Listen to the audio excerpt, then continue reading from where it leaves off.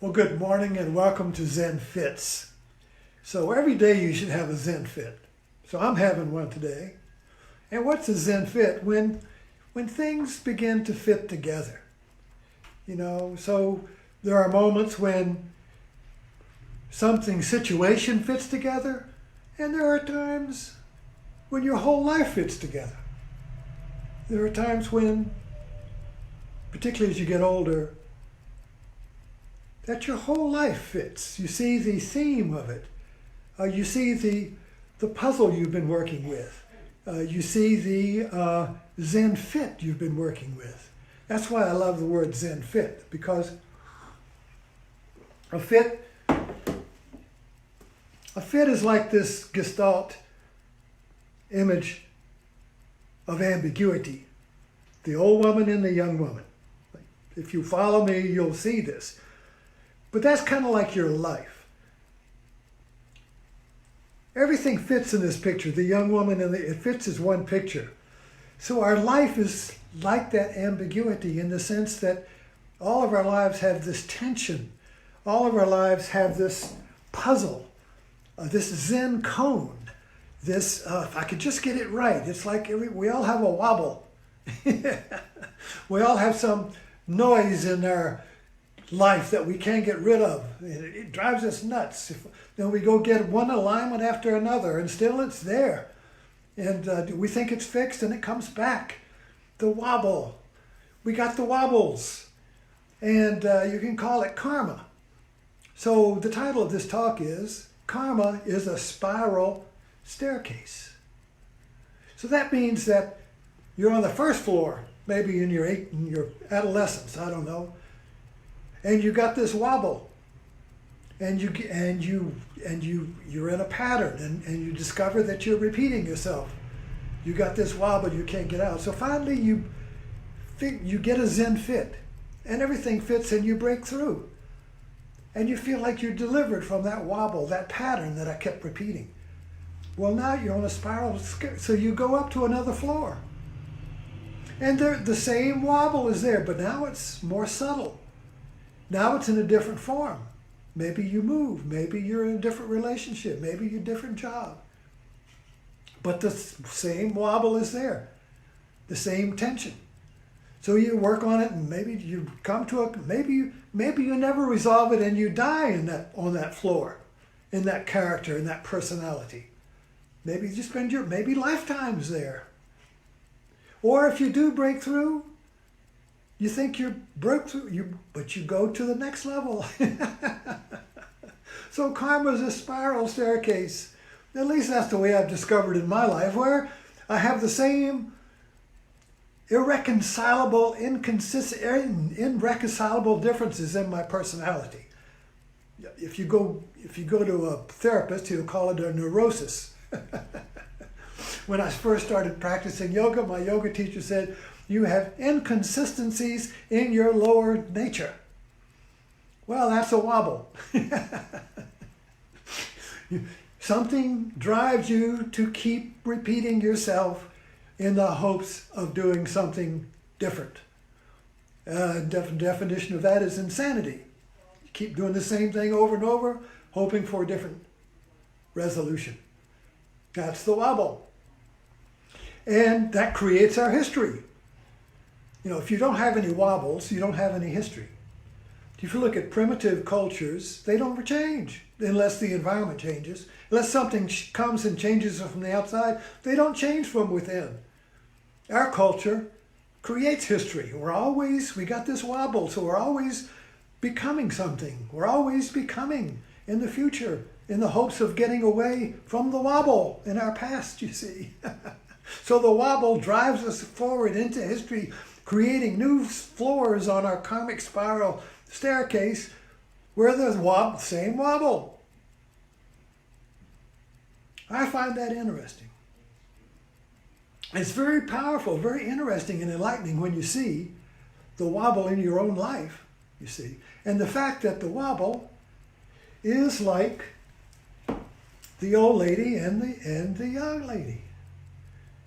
That's what keeps the wobble going, because the wobble is the ambiguity of the two conflicting tensions in our life.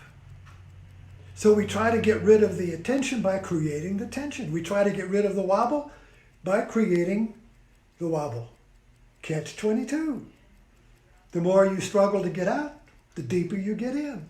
So this fundamental ambiguity in our consciousness, in our life, you see, is our inability to see that the two opposites are really one. That the old lady and the young woman, that the opposites are one, yet they're two. So the Zen fit is the fit of trying to get rid of the wobble, and the fit when you see that the tensions are really one, that the two is one. When you see that the two contradictory impulses in our life are really one. When you see the seeing, you see seeing is one. When you see something, there's only one seeing. You don't, if you see two, it's because you got a wall eye like me. When I look to the left, my right eye doesn't focus with my left eye, so I see two. I see two of you right now. Oh, which one is you? There's a wobble, you see. I see two, one up there, one there. And I can, whoop, there's down there, whoop, there's there, you see.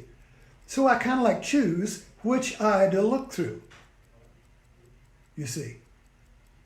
So I can't see both. See, if I see both at the same time, there's two of you. I don't know which one to talk to. Look, I look this way, I'm see it only to the left. So I have a wobble on the left, but on the right I see one.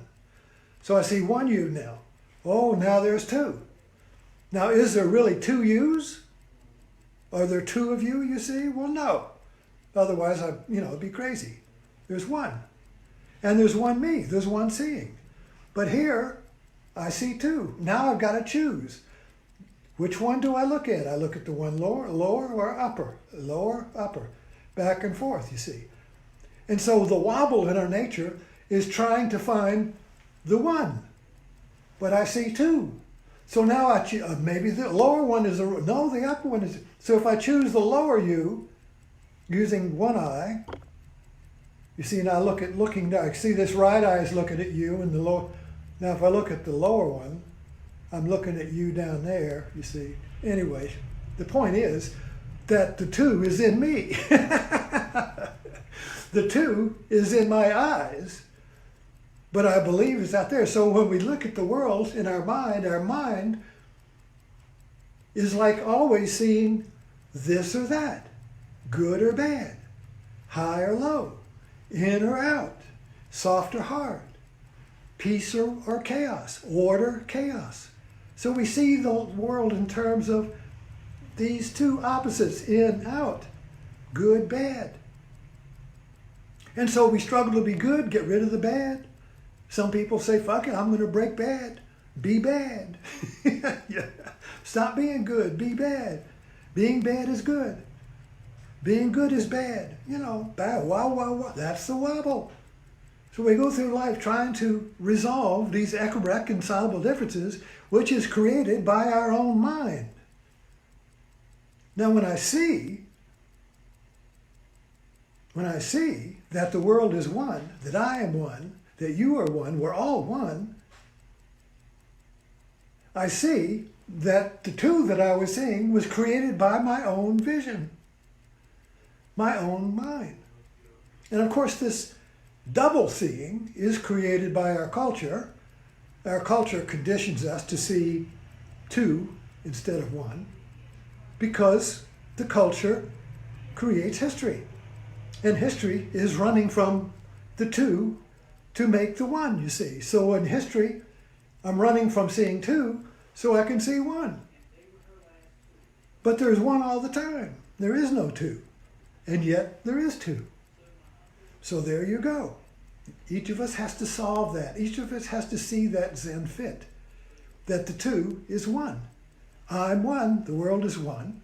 And yet culture says it's two. We see two because you need to catch a good bus and not a bad bus. You need to get around. You need to go up instead of down. You have to make choices. You have to make judgments. But at the same time, we know there's one. But if I don't know there's one and I just think there's two, then the one is in the future and I got to get to it. I got to get to acceptance. I got to get to respect. I got to get to happiness. I got to get to the promised land, to the one where I see one. All the while, I'm trying to get there while I see two. So I never get there. You see, I never get there until I see that I'm already one. I'm already there. I'm already here. This is it. And that's a Zen Fit. Thanks for dropping in.